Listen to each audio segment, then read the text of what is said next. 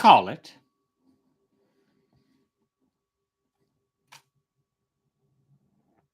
Tales.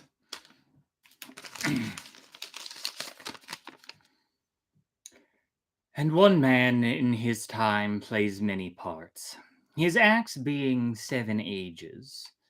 At first, the infant, mewling and puking in the nurse's arms.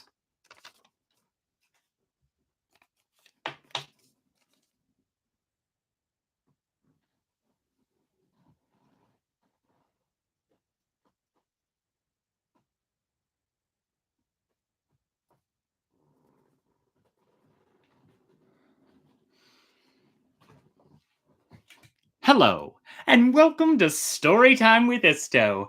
You've reached chapter 9 of Tarot Tales, a weekly gathering where I tell a little known fairy tale based on a randomly drawn tarot card from the week prior. Those of you that were with me last week know that I drew the Ace of Cups, which is such a fun card. Let me tell y'all, I thought that it was so interesting how much the tarot community seems to love this card. Every little listicle I was reading was like, you drew the Ace of Cups. And that's because this card represents the idea of like butterflies in your stomach and excitement, the vulnerability attached to exciting new things like new relationships, new pregnancy, compassion, creativity. And reversed, as always, means that we're probably not actually able to achieve something like that. And so that would mean perhaps a breakup, not having a new relationship, unrequited love, not being able to have a child, challenges with a pregnancy, writer's block, and then whatnot. So I'm so glad we drew it upright because I've got a really fun, lovely story to share with you all today that I was so surprised I'd never heard of. But before we get to that, let us talk about our beverages this evening. I went a little crazy with my marker art and decided that I was going to waste all of my pink highlighter so that I could draw this little cup swimming in love juice. It's not the right phrasing, but it's underneath all of this pink liquid. Anyway, to drink, I have Snake's Blood, which is a very interesting cocktail combining rye whiskey, Aperol, hibiscus syrup, and lemon juice. So I'm excited to give this a taste. And for those of you that do not drink alcohol, we have a tangerine mojito. So I hope some of you are enjoying this, if not now, in the future. Regardless of whether or not you have one of those drinks or not, simply for being here, I thank you. In the future or with me right now. And to you, I say cheers.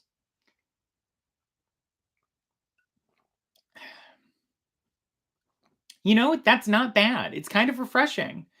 Like, I want it to just be the straight whiskey a little bit, but it's quite good. All right. So if you want to get these recipes, you can look in the description below for different ways to stay in touch. That is also where you will find a copy of the text for this evening if you would like to follow along or to see the different links to other vocab words I don't have time to cover in this story. You will also find in there a intricate Google map of the different places we go in today's story, because we are going to hop all around China for this story. This story is one of the 4 great folk tales of Chinese history, or so I learned. So I was so shocked I didn't learn about it. And I can tell you all about it, but I will leave that to all of you at the end of it, because I hope that this leaves you wanting to learn a little bit more. The story itself is kind of high level because there's so much that goes into it. There are operas and TV shows that cover all of this material and all of these characters that I hope you fall in love with as well. But we shall dive in. A quick note on pronunciation. I do not speak Mandarin. I am going to try my best to pronounce these words. I did practice, but I may get some of them wrong. So if you are fluent, please judge lightly and know that I tried my very best. All right. Oh, and thank you to Christine for your help with all of the pronunciations as I was going through and answering all of my phone calls about that. So, all right. Chapter 9, Lady Whitesnake. Once upon a time, there lived 2 magic sister snakes, one white and one green. And they slithered around their home in the remote mountain Amay for many years in peace. And occasionally, a human or two would walk by on their journeys to and from, and the sister snakes were in awe of these creatures, especially their legs that could carry them up and down mountains. And they began to desperately wish that they themselves could become humans so that they could explore the world outside of their mountain dwelling. They decided to meditate. And they meditated on this wish day and night for 1,000 years till they became immortal and developed the power to change into humans. The green snake transformed into a lovely maid, ordained in emerald green clothes. Her name was Shao Qing. And the white snake also changed into a beautiful young woman with cream white colored clothes. Her name was Bai Sujun. But for this story, we shall call her Lady Whitesnake, because that's what that means.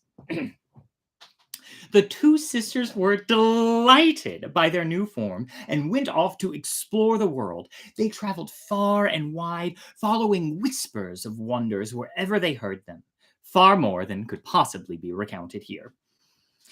One day, they overheard a group of travelers talk of the beauty of the West Lake of Hangzhou and its broken bridge. They decided to travel there and see the beauty for themselves, and sure enough, it was breathtaking. "Oh, it's gorgeous!" exclaimed Xiaoqing, "like something out of a painting." "Ah, yes, and there are so many people about," replied Lady Whitesnake. "I wonder what the occasion is."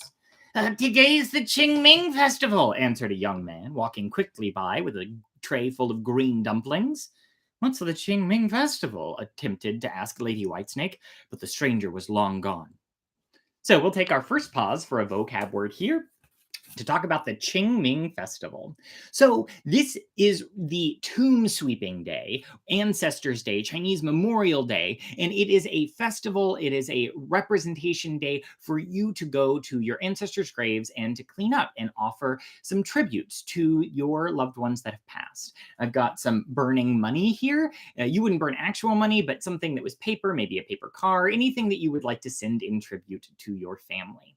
And the other thing that is super cool about this is that it just happened. I stumbled upon this story, and the Qingming Festival would have happened on Sunday, April 4th. So, some fun little appropriate, thematically timed storytelling this year. The only other thing that's worth noting, I threw it in here, which is that you would maybe eat green dumplings on this holiday. The reason that I'm telling you about this, and I left this festival in, is because we are about to meet a character who is on his way from his mother's grave. And so that is kind of the foreshadowing and explanation of what's going on here. "What's the Qingming Festival?" attempted to ask Lady Whitesnake, but the stranger was already gone. "Oh, let us go and visit the broken bridge," said Xiao Qing. And the two walked up the bridge, staring off into the water, when it started to rain. The sisters gazed up in appreciation towards the light sprinkle from above, always in awe of the feelings that human beings have the pleasure to experience, but so often take for granted. They laughed and spun and took in the moment when, suddenly, from the distance, a man came running by. "You're going to catch a cold if you don't find cover," said the young man, quickly walking towards the shore to escape the rain. "Here, take my umbrella." "Huh, we don't mind the rain, sir," Lady Whitesnake replied. "It sure seems that you do, though." Why don't the three of us share mine and find drier space on shore?" replied the young man. The sisters shared a knowing glance. The young man was very handsome and seemed unable to stop smiling or staring at Lady Whitesnake, despite the increasingly strong rain from above. "Oh, what's your name?" Xiao Qing asked. "Xu Xian," the young man replied.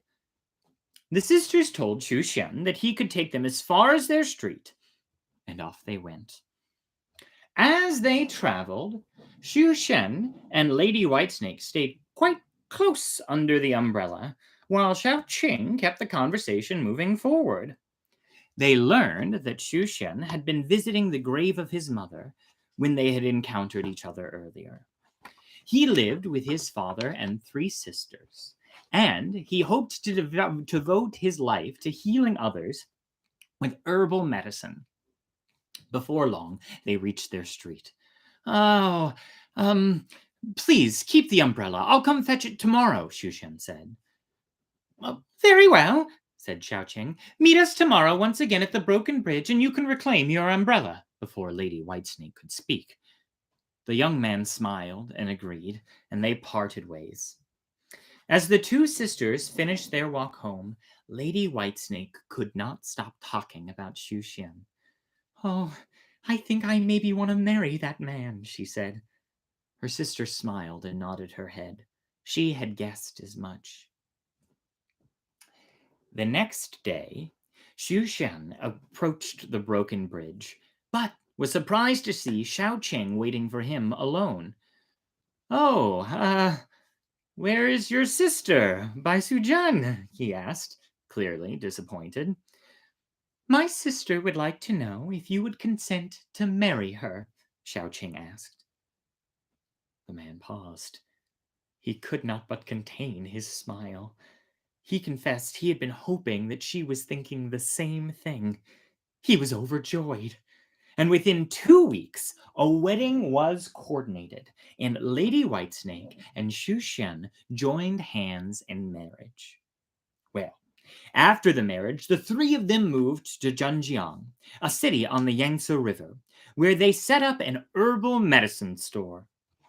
And so, they were able to share the passion of Xu Xiang and the wisdom of Xiao Qing and Lady Whitesnake had acquired during their worldly travels. Lady Whitesnake wrote out prescriptions, while Xu Xian and Xiao Qing gathered and dispensed the herbal medicine. Patients that were unable to pay were given free treatment in medicine. What an idea. The store quickly became well known and popular. Of course it did. The three were very happy, and it wasn't long before Lady Whitesnake became pregnant with Xiaoxian's child, and the three were even happier. That is, until one day a man by the name of Fahai visited the herbal medicine store. As the man and Xu Xian spoke, Lady Whitesnake entered the room. She locked eyes with Fahai, and a chill slithered down her spine. She at once felt that he could see her true form. She quickly turned and ran out the door. Your wife is not who she appears to be, Fahai said to Xu Xian. What are you talking about? He replied, amazed at the audacity of such an outrageous claim from a relative stranger. I am a monk from the Jinshan Temple. I know what I'm talking about. Tomorrow is the Dragon Boat Festival. If you do not believe me, have your wife drink real wine at tomorrow's festivities. And if I am wrong, nothing will happen. But if I am right, you will quickly see your folly. And Fahai left quickly with a smirk on his face. After, Lady Whitesnake returned and inquired as to the whereabouts of the strange man that had visited earlier. Xu Xian angrily recounted Fahai's claims that she was deceiving him, but he failed to mention the challenge of the real wine. Ah, how odd, Lady Whitesnake said, relieved that her husband seemed unsuspicious. The next day, the two ventured out into the day's celebrations. They settled with a view of the dragon boat races in the distance, and Xu Shan went to collect food and drink. He returned with cups of the wine that Fahai had told him about. He looked deep into Lady Whitesnake's eyes and proposed a toast to their marriage. Oh, to our love, she said, and smiled, gazing into his eyes, and drank the liquid down in one gulp. All right, we're going to take a quick pause there to dramatically buy us some time to talk about what real wine is. So, real wine is a mix of this powdered mineral, which is derived, I think, related to a ruby, but it's called arsenic sulfide. It's an arsenic sulfide mineral. And so it could be used as an insecticide, as a pesticide for plants and whatnot. Here, it is actually ground up into a fine powder and then mixed with this wine here. It's a yellow wine that would be combined into what is called Realger wine. This word that I did not practice, so I shall not attempt to pronounce, that translates to, I believe, masculine yellow. And I could spend a whole hour talking about the Dragon Boat Festival because it's fascinating. And I included a link in the text, and I highly recommend you take a look at it because it's so, so cool. But what you mostly need to know for the context of this story is that it is a festival in which you are going to potentially ward off evil spirits, right? So this idea of Realger and Realger wine existing would potentially ward off any kind of evil spirits in your world. There's kind of a thematic assumption that Lady Whitesnake is evil and therefore a demon, which I have my own issues with, but there we go. That's kind of the basis of what we're dealing with. Anyway, to our love, she said, smiled, gazing into his eyes, and drank the liquid all down in one gulp. Almost immediately, her posture changed. She became rigid, and the color drained from her face. She stood up quickly. "Oh, I must get home," she said. "Oh, let me go with you," Shushan replied. But his wife was already running towards their home, stumbling every few steps, but never slowing her pace. Shushan gathered their things and quickly made it home, where he heard a groaning from the bedroom, and he saw a movement behind the curtain. He drew it back cautiously, and just as he did, he saw the head of his wife turn in horror to meet his eyes. But her human head was stacked on top of the body of a large white snake. Shushan stumbled backwards in shock, grabbing his chest, and he fell to the ground as his wife's head changed from the one he knew into that of a snake. And with that last image frozen in his eyes, he died. The white snake curled her body around Shushan's, and when the power of the Realger wine faded, she transformed back into her human form. Xiaoqing came home to find her sister weeping over the body of her husband. Lady Whitesnake explained what had happened through her broken tears. She told her sister that she had once heard of a celestial mushroom on their travels, the glossy Ganoderma, from the Kunlun Mountains, that could restore him to life. The two embraced and set off the next morning. It took them 6 months to reach the mushrooms atop Kunlun Mountain, a journey made all the more challenging by Lady Whitesnake's pregnancy. And as they approached the glossy Ganoderma, a brown deer and a white crane, serving as guardians of the gods, blocked their path. All right, so we should take a quick little pause to explain why they care about this mushroom so much. So, a Ganoderma is this fun, thin-looking mushroom that grows on trees, and it actually decays. It's a decaying fungi that breaks down trees most often. Now, Ganoderma in particular is used in Eastern medicine because it is filled with phytochemicals. And that is a number of chemicals that allow the actual fungus to ward off things like other viruses or fungi. That is particularly intriguing. There's a couple of different studies going on. I didn't spend a whole lot of time diving deep into this because I didn't have the time, but it does seem like there's some interesting, like promising possibilities with that.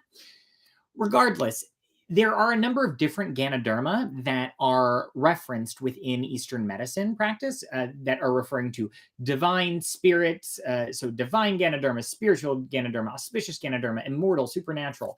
Anyway, all of this adds up that it is relatively unsurprising that this specific type of mushroom might be attributed in this story to having some kind of magical power hidden within it.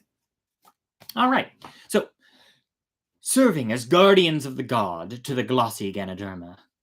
What brings you here? Asked the crane. Please, have mercy on me. My husband died when he learned my true form, and I am carrying his child. I need this mushroom to save his life. These mushrooms are not meant for mankind, responded the deer. Well, then I'll have to take them by force, cried Lady Whitesnake, and she lunged at the animals blocking her path and quickly ran to pick up a mushroom and drew her sword. The deer and the crane dodged her attack and then quickly turned whoosh, whoosh, into young men with swords of their own. The four half-human, half-animal beings then were locked in a dance of swords for nearly an hour. And I looked at some images online of the opera that exists with this, and I have to tell you, the battle scenes are not as good as what I'm doing right now, but they come pretty close. Locked in battle for an hour. Until Lady Whitesnake and Xiaoqing were cornered and ready to receive a final blow. When suddenly a voice boomed from behind. Hold! It was Xiaoqing, the old man of the south. The two young men turned around immediately and departed. What brings you here, Whitesnake? What could compel a lady in your condition to fight so fiercely for our magic mushroom? Lady Whitesnake picked herself off the ground. She explained through tears her harrowed tale. The old man of the south was impressed by her sincerity, by her perseverance, and with sympathy for her unborn child. He decided to make an exception for Lady Whitesnake and gave her permission to take the glossy Ganoderma. Not only that, he flew them back home on a magic cloud. Well, when the sisters returned home to their place in Zhenjiang, they quickly made an elixir from the mushroom and placed it under the tongue of Xu Xian, and his life was restored. But Xu Xian remembered what the monk Fahai had told him, and the last thing burned into his mind was the image of his wife's head atop a snake's body. So he screamed, "Ah!" and ran out the door, and quickly made his way to the Jinshan temple, where Fahai was waiting. Oh, you were right. My wife deceived me, but I do not understand what I saw. Can you explain? I believe your wife, the mother of your son, to be a snake demon. And if she gives birth, your son will carry the spirit of his mother with him, Fahai replied. Xu Xin hesitated. Does that not trouble you? Fahai called out, indignant. Well, I will always love my wife and child, Xu Shen replied. I simply wanted to know the truth. And the truth you have seen, Fahai said in a clouded tone, and he gave orders for Xu Shen to be trapped in a room in a temple, never to be allowed to leave. Not before long, Lady Whitesnake had tracked Xu Shen to the Jinshan temple and begged Fahai to let her husband go. Please, give me Xu Shen. He is to be the father of my child. My job is to protect humans from demons such as yourself, Fahai replied. I have helped many with my life, exclaimed Lady Whitesnake. The only harm that I have done is not being truthful with my husband.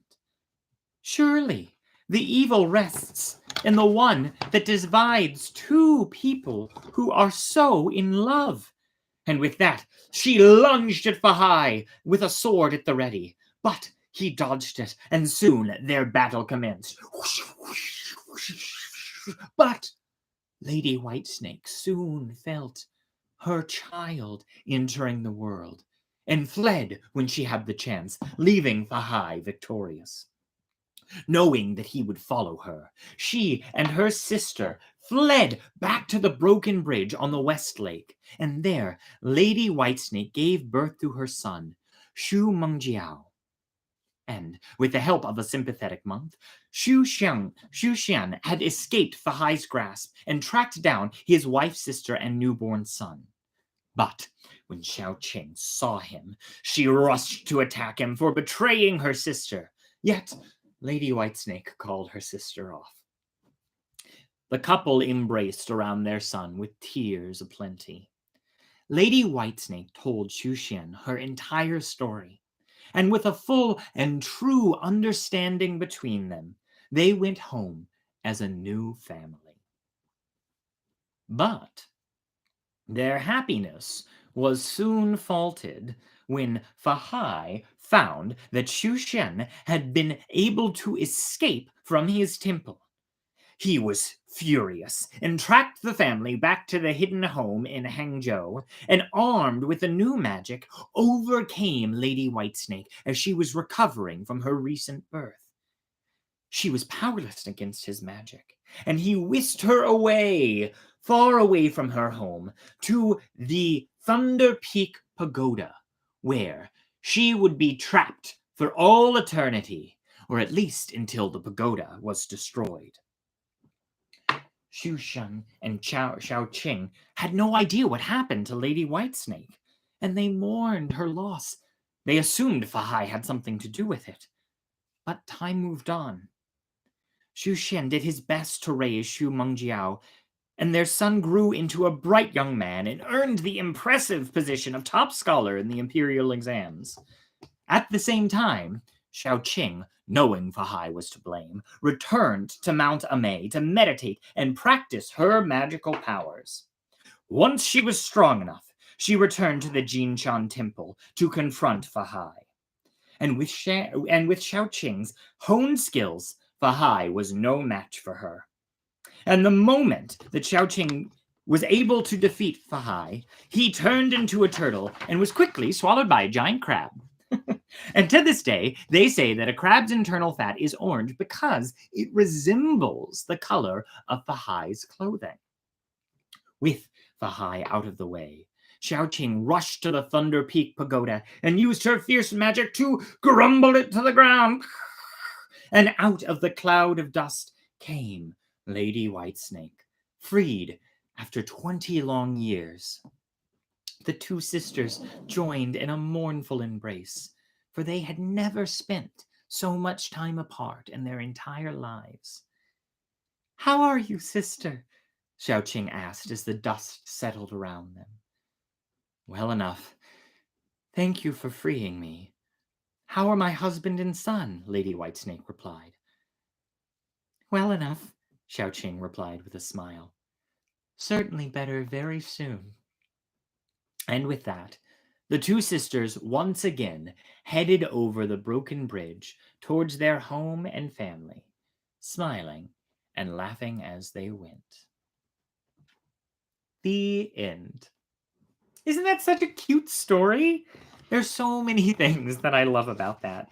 Mostly, I love this badass pregnant woman who is engaging in multiple battles and going off to a mountain to, I don't know, deal with all of the messes that are surrounding her. I also love this perpetual theme that keeps coming up in fairy tales about this idea that demons aren't necessarily all bad, you know? It's not necessarily that demons are always going to be these evil creatures. Here we have a religious character who is doing this. And there are a number of variations of the story. In some versions of this, Fahai is actually a turtle that is jealous of Lady Whitesnake and then is perpetually trying to cause mischief. Anyway, there are a million different versions of this story, some amazing operas, some amazing visuals that I really highly recommend that you check out. I'll try and find some and post them to Instagram as well. And that's that. I'm sure we will hit a couple more of the legendary folk tales as time goes on, but I thought that was a really fantastic one to start with. And I need to give a special shout out to Amanda Perry, for recommending that one to me, which saved me a lot of time over the last week. All right, so we're going to shuffle this. A friend of mine has told me that they really enjoy this card and they take it every week as a representation of how their weeks can go. And they went on a really fantastic date last week. and they're on that date right now. And so we are going to draw a card for how that date is going. All righty. Let's hope it goes well. Oh, all right, we've got the Page of Wands reversed. This is our very first wand. And luckily I didn't draw the Tower or the Devil, which is what happened in the dress rehearsal. So I will send this to them. I know nothing about this card. If you know anything about this card and can recommend a story, I would really, really appreciate it. It saves me some time if it's a good fit. Otherwise, I'm also really interested in any feedback that you all have about this show, ways to engage folks or bring more people into the fold. There's a feedback form in the description below this. As for my gratitude for this week, I spent a lot of time thinking about this idea of new love. So I thought it would be appropriate to send a gratitude to my very first real girlfriend, Michelle. Thank you. I'm sorry. And my very first real boyfriend, Emilio. Thank you. I'm sorry. And in particular, I'm sorry for that time that I vomited on your passenger seat car. And you were right to make me clean it up afterwards. I hope you're well. All right. Thank you all for joining me this week.